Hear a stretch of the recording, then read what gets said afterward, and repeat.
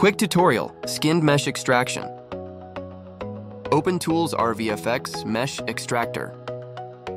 Assign the target mesh. Select the faces you want to extract. Switch to the Extraction tab. Choose an export format. FBX and skinned mesh export require Unity's FBX exporter package. Enable the extraction options you need. Custom pivot is not supported for skinned mesh export to preserve skinning data. Click the Export button. If Add to Scene is enabled, the extracted mesh is added to the scene. When skinned mesh export is enabled, the original joint hierarchy is preserved in the exported FBX.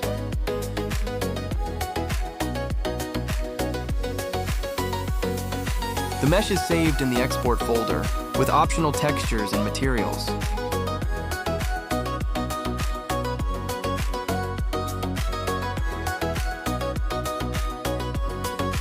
You can also export a skinned mesh as a regular mesh by disabling the skinned mesh option. In this mode, custom pivot is supported and defaults to the center of the extracted object. Of course, the exported mesh is saved to the export folder, along with additional textures and materials depending on the selected options. Thanks for watching, and I hope Mesh Extractor helps speed up your workflow.